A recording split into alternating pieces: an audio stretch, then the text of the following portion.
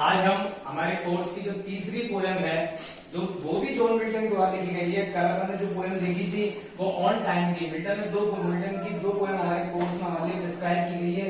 एक तो दूसरी पोयम थी ऑन टाइम, जो कि टाइम के ऊपर थी, टाइम को एड्रेस किया गया था।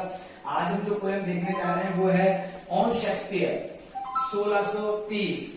जॉन मिल्टन ने पोयम लिखी थी।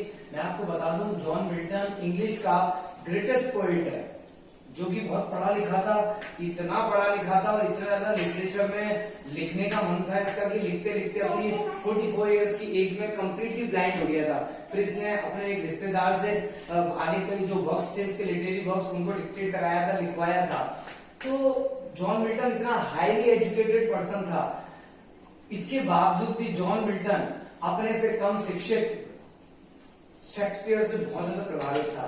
शेक्सपियर, विलियम शेक्सपियर इंग्लिश का ग्रेटेस्ट पोइट्स माना जाता है और इसकी रचनाएं इतनी अच्छी हैं कि जिनका प्रभाव किसी आम व्यक्ति पर तो पड़ा ही है, लेकिन आम व्यक्ति तो छोड़ो, स्वयं जॉन मिल्टन पर इतना पड़ा था कि जॉन मिल्टन ने इसकी बुरी बुरी प्रशंसा की है, अपने अच्छे से अच्छे शब्दों में इसकी प्रशंसा की है। उसी के ऊपर जॉन मिल्टन ने एक पोएम लिखी है ऑन शेक्सपियर 1630। इस पोएम के अंदर मिल्टन कहता है कि किसी व्यक्ति के मर जाने पर हम उसकी याद के लिए या तो टूम बनाते हैं, टूम मीन्स होता है मकबरा, या हम उसके लिए ये कह सकते हैं कोई मॉन्यूमेंट तैयार करते हैं, मॉन्यूमेंट। और मॉन्यूमेंट मतलब होता है स्मारक। मॉन्यूमेंट यानी स्मारक, यानी हम या तो फिर स्मारक बनाते हैं। इस प्रकार से हम ये कह सकते हैं कि टूम या मॉन्यूमेंट बना करके, और ये दोनों ही चीजें जो बनाई जाती है आप जानते हैं स्टोन से बनाई जाती है। स्टोन यानी पत्थर, यानी हम किसी व्यक्ति का जो डियर वन, जो बिलवेड वन या डियर वन या डियर स्वैन जो हमारा मर गया है, अर्थात प्रिय व्यक्ति जो जिसको हम बहुत पसंद करते हैं, जिसको हम बहुत चाहते हैं, उसके किसी गुणों के कारण, उसके किसी फिजिकल अट्रैक्शन के कारण या उसकी लिटरेरी वर्क्स के कारण या उसकी नॉलेज के कारण, किसी भी कारण से यदि हम उसको चाहते हैं, उस व्यक्ति के मर जाने के बाद, उसके मरणोपरांत हम उसका टूम बनाकर या मॉन्यूमेंट बना करके उसको याद करने का एक जरिया हमारे सामने रखते हैं। जैसे हमारे यहाँ पर दिल्ली में इंडिया गेट बना हुआ है और विजय स्तंभ बना हुआ है राजस्थान में। ये उन शहीदों को या उन सेनानियों को याद करने का एक जरिया बन जाता है, एक माध्यम बन जाता है, जिनके द्वारा हम इनको याद करते हैं। यहाँ पर जॉन मिल्टन ये कह रहा है कि शेक्सपियर के लिए किसी भी प्रकार का कोई टूम या मॉन्यूमेंट बनाए जाने की आवश्यकता नहीं है। मतलब उसकी कहने का मतलब है टूम और मॉन्यूमेंट तो केवल उन लोगों के लिए बनाए जाते हैं जिनको बुलाया जा सकना आसान हो। शेक्सपियर को तो बुलाया जाना संभव ही नहीं है, क्योंकि शेक्सपियर को तो मिल्टन ने इस पोएम के अंदर डियर सन ऑफ मेमोरी कहा है, अर्थात याददाश्त का प्रिय पुत्र, डियर सन। इस पोएम में मिल्टन शेक्सपियर को बोलता है डियर सन ऑफ मेमोरी, अर्थात याददाश्त का प्रिय पुत्र, यानी याद का प्रिय पुत्र कहा है। इसके अलावा मिल्टन ने इस पोएम में उसको एयर ऑफ फेम भी कहा है।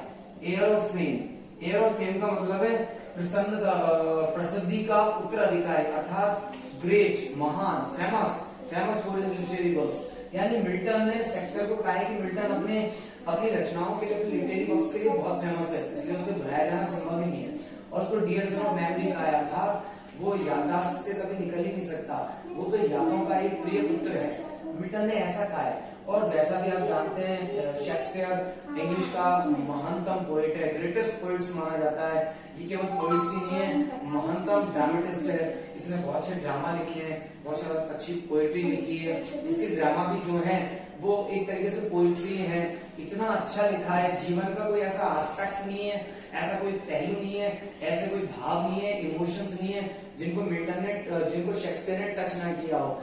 जीवन का कोई ऐसा हिस्सा ही नहीं बचता जिसके बारे में शेक्सपियर जानता नहीं हो या उसने हमारे सामने उन पहलुओं को अलग अलग अपनी रचनाओं के माध्यम से प्रस्तुत ना किया हो।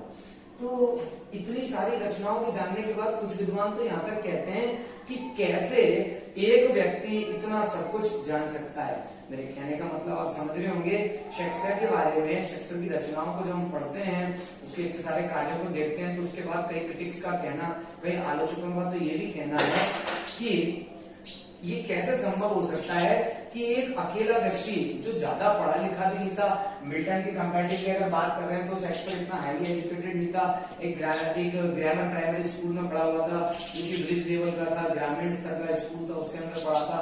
तो इतना कम पढ़ा लिखा व्यक्ति इतना हाईली टैलेंटेड कैसे हो सकता था? तो इसका तो एक ही सीधा जवाब बनता है कि ये गॉड गिफ्टेड था। शेक्सपियर ने 500 साल पहले, आज से 500 साल पहले जो कुछ कहा है, जो कुछ सोचा है, वो आज के पोइट्स के लिए सोच पाना भी बहुत बड़ी बात है। उसको साकार रूप में लॉजिकल पॉइंट पे ले जाना तो बहुत दूर की बात, उसको सोच पाना बड़ा एक टिपिकल बन जाता है हमारे लिए।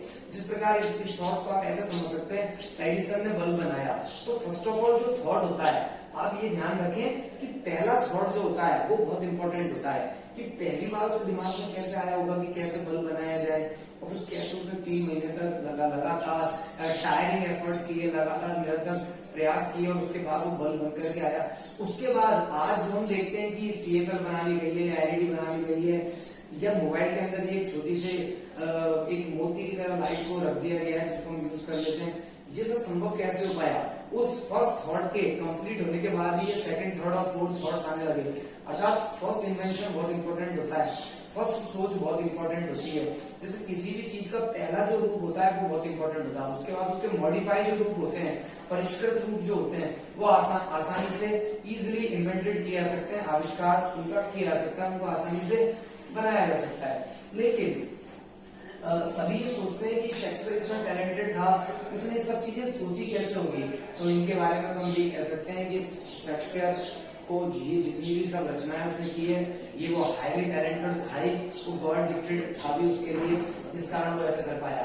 इस पोएम में मिल्टन ये कह रहा है कि जो लोग होते हैं, जो प्रसिद्ध लोग होते हैं, उनके लिए हम एक मकबरा बनाते हैं, उनके लिए हम एक मॉन्यूमेंट खड़ा करते हैं जिससे उनको याद रखा जा सके। लेकिन शेक्सपियर के लिए ऐसा कोई भी पत्थरों से बना हुआ मॉन्यूमेंट बनाने की आवश्यकता नहीं है, क्योंकि शेक्सपियर ने इतनी अच्छी लिटरेरी वर्क्स लिखे हैं, साहित्यिक रचनाएं लिखी हैं कि जिनके कारण वो लोगों के हृदय में हमेशा हमेशा के लिए अमर हो गया है। उन रचनाओं के बाद अब उसको किसी स्मारक की आवश्यकता नहीं है। और वैसे भी देखा जाए तो पत्थरों से बने हुए मकबरे जो कि ग्रेवयार्ड में हमको देखने को मिलते हैं, क्रिश्चियंस के अंदर जो डेड बॉडीज होती है उनको बरेड किया जाता है, दफनाया जाता है, तो वहां पर उनकी सिमेट्री बनाई जाती है, कब्रिस्तान जो होता है उसके अंदर डेड बॉडीज को एक टूम के अंदर रखा जाता है, मकबरा बनाया जाता है, उसको प्लस लगा होता है, आपने देखा होगा। ऐसा मुस्लिम्स में होता है, दोनों में क्रिश्चियन और मुस्लिम दोनों के अंदर एक ही जो सिमेट्री पैटर्न होता है, जो बरियल प्रोसेशन होता है वो एक ही फॉलो किया जाता है। हमारे यहाँ दाह संस्कार होता है, पंचतत्व में विलीन करने के लिए उनके यहाँ गाड़ दिया जाता है, उसके टूम एक्ट किया जाता है। एक्ट मीन्स होता है खड़ा करना, एक मकबरा बनाया जाता है या मॉन्यूमेंट खड़ा किया जाता है किसी डियर स्वैन जो मैं वर्ड कह रहा हूँ उसकी स्पेलिंग ये जाएगी स्वैन। स्वैन मतलब होता है प्रिय व्यक्ति, जिसको हम बहुत प्रेम करते हैं। तो इसके लिए तो मिल्टन कहता है कि शेक्सपियर के लिए कोई भी पत्थरों का बना हुआ मकबरा बनाने की आवश्यकता नहीं है। क्यों?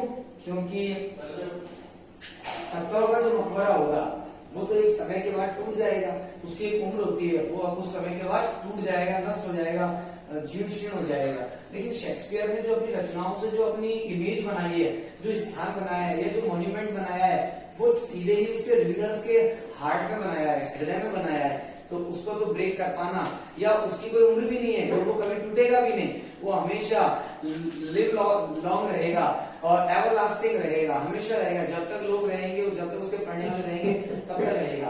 और शेक्सपियर की जो ये वर्क्स हैं, लिटरेरी वर्क्स हैं, इतने अच्छे हैं कि ये वर्क्स आने वाली पीढ़ी के लिए प्रेरणा स्रोत रहेंगे, आने वाली पीढ़ी को मोटिवेट करेंगे।